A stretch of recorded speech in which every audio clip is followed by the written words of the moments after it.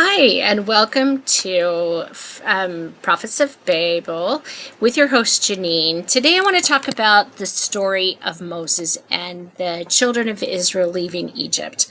And I'll let you know why in a minute. I found it very interesting. So we all know the story. I've read it in a few books, I guess, and the books come from different points of view. So I just wanted to share them with you. I found it entertaining. So we have the Bible story, and we all know the Bible story. Moses was the prophet of the slaves, the children of Israel that lived in Egypt, and they had been slaves for like 400 years. And so Moses is the new prophet, and he comes to Pharaoh and says, I want to take my people to do a festival and, worship God in this mountain nearby. And Pharaoh's like, no, absolutely not. So he's like, well, then if you won't listen to me, then I'm going to turn the water to blood. Okay. And he turns the river Nile to blood, and it says even the water, the containers with water in them, turn to blood too. Okay. And then he still won't let the people go. So then frogs come, and hundreds of frogs. They're everywhere. They're in people's homes, and it's a huge problem, right?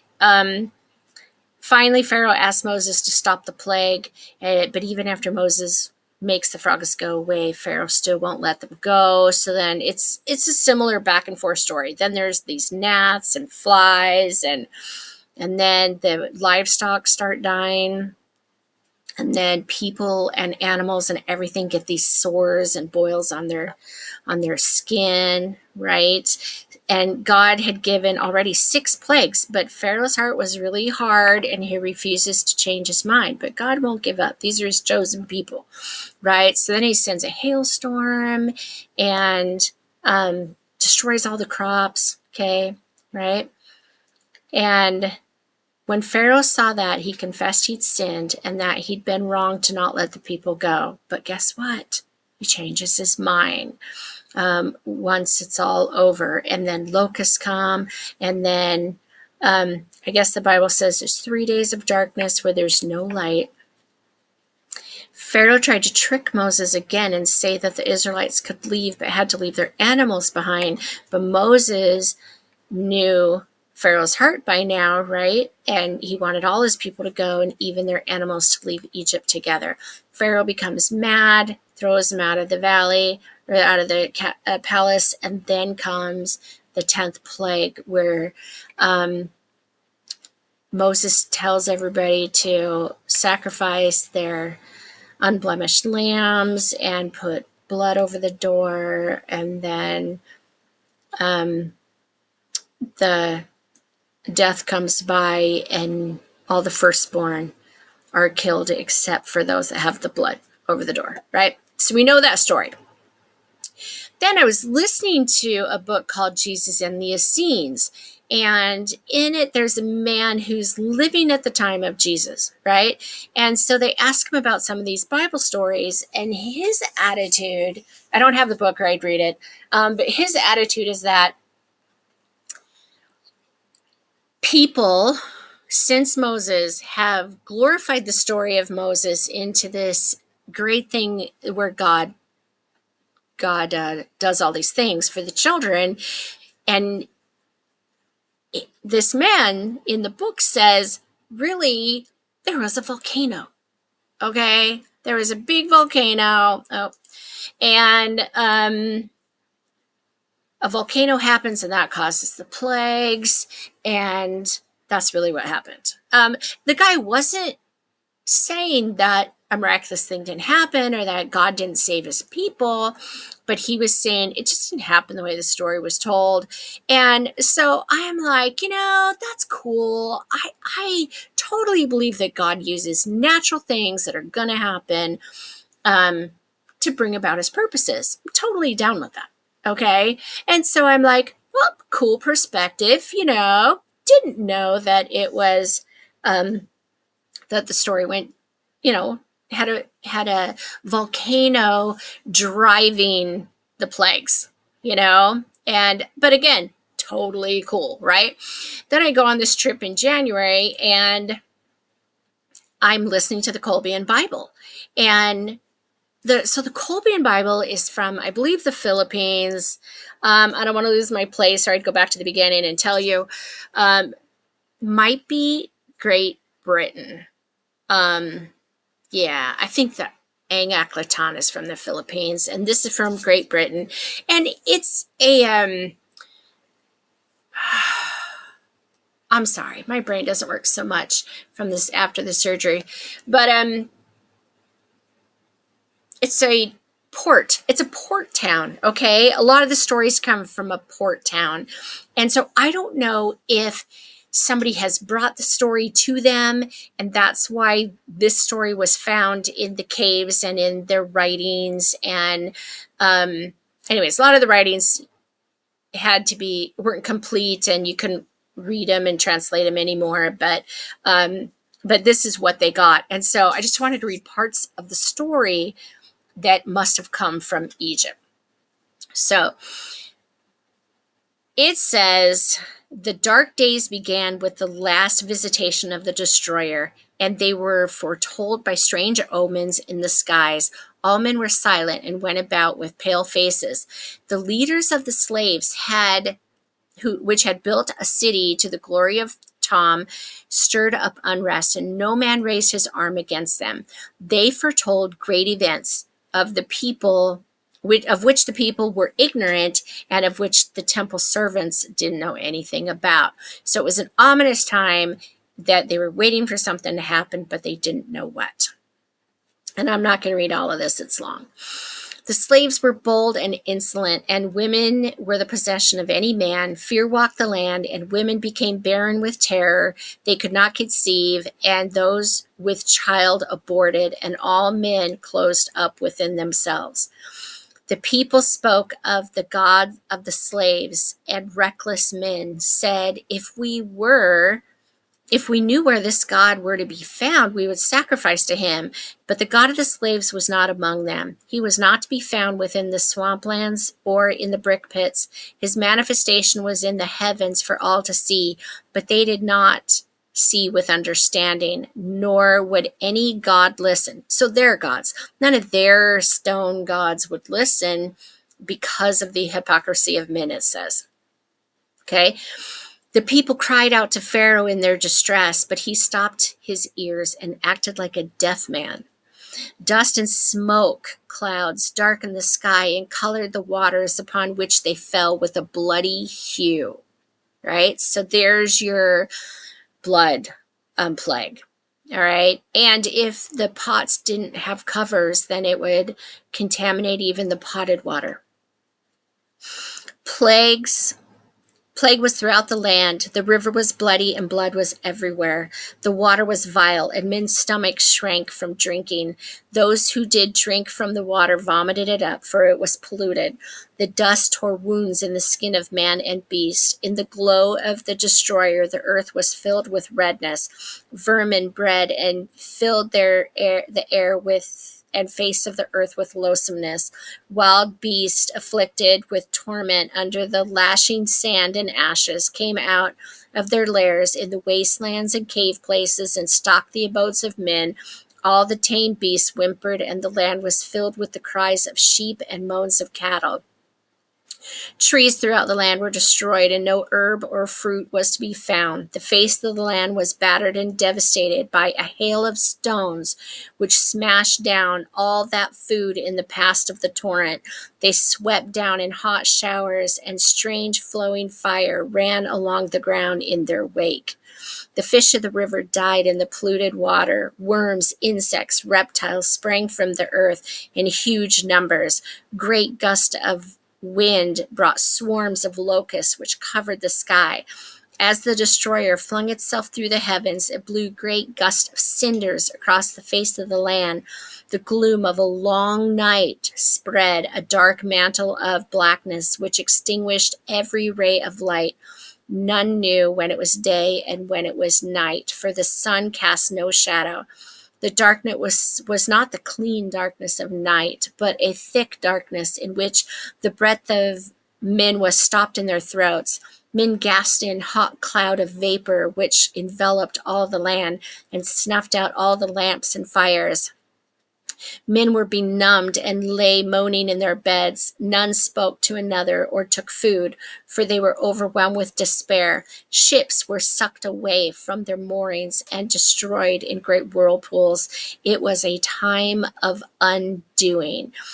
So you just heard the plagues. Right there was the plagues, right? But there's more to the story. So it gets interesting. On the great night of the destroyer's wrath, when its terror was at its height, there was a hail of rocks, and the earth beheaved as pain rent her bowels. Gates, columns, and walls were consumed by fire, and statues of gods were overthrown and broken. People fled outside their dwellings in fear and were slain by the hail. Those who took shelter from the hail were swallowed when the earth split open. The habitations of men collapsed upon those inside, and there was panic on every hand. But the slaves who lived in huts in the reed lands at the place of pits were spared. Interesting.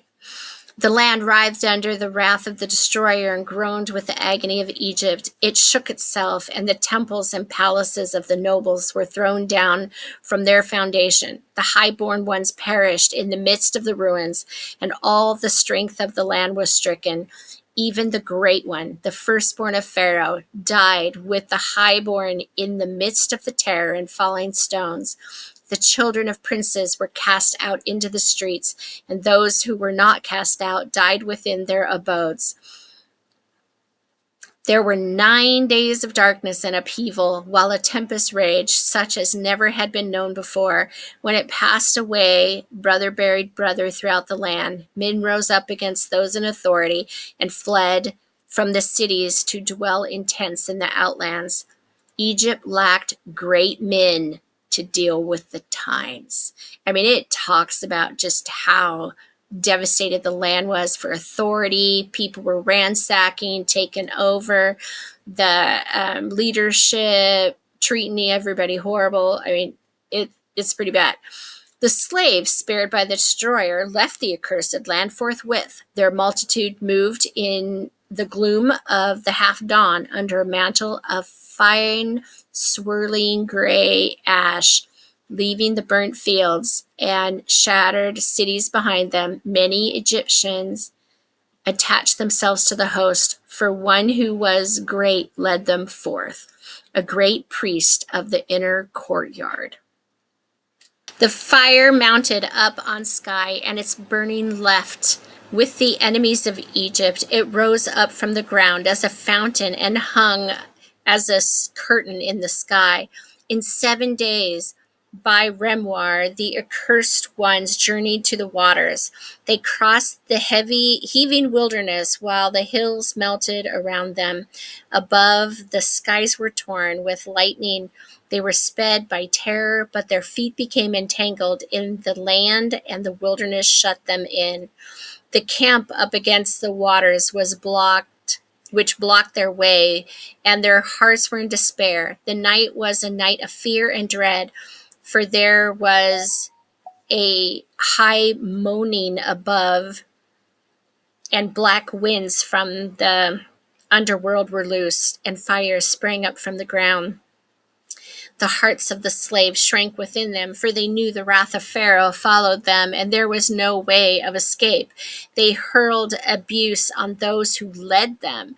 Strange rites were performed along the shore that night. The slaves disputed among themselves, and there was violence.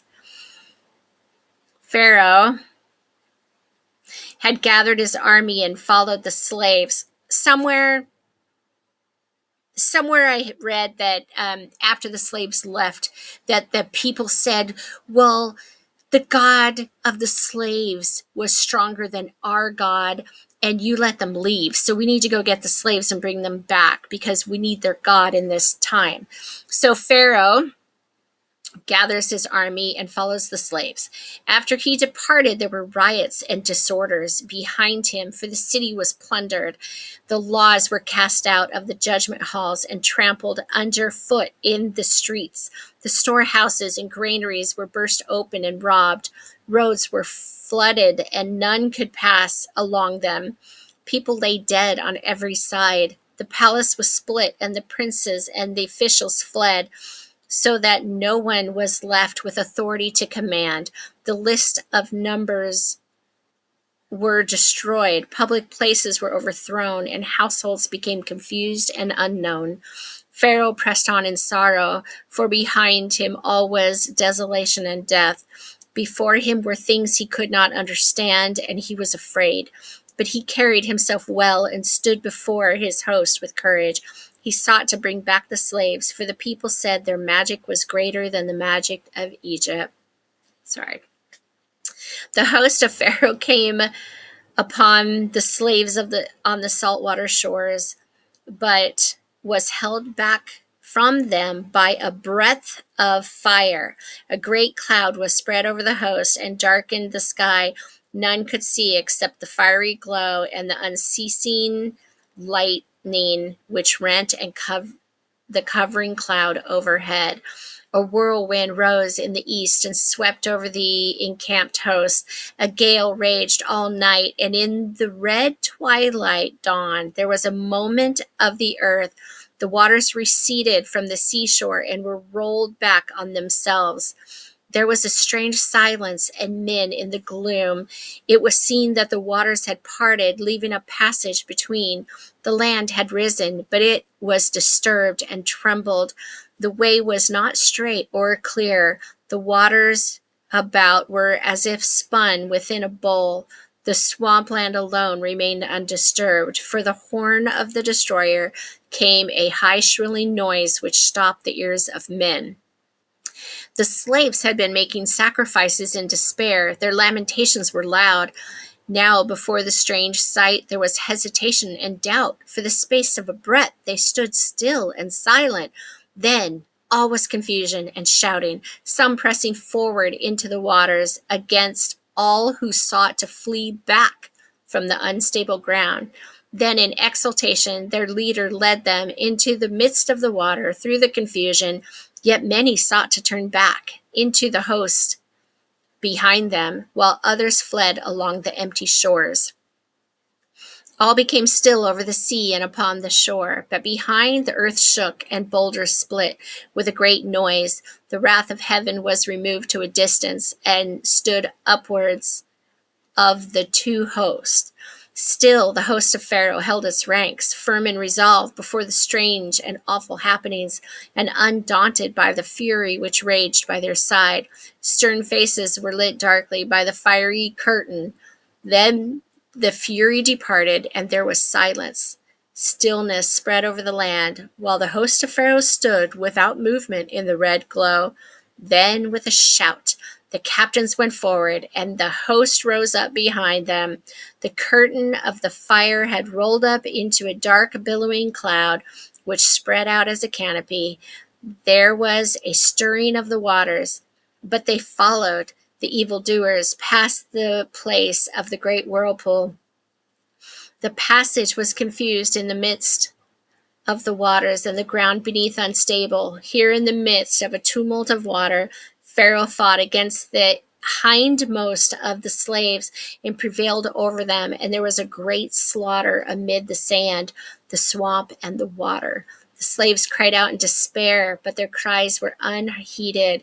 Their possessions were scattered behind them as they fled, so that the way was easier for them than for those who followed. Then the stillness was broken by a mighty roar, and through the rolling pillars of cloud, the wrath of the destroyer descended upon the host.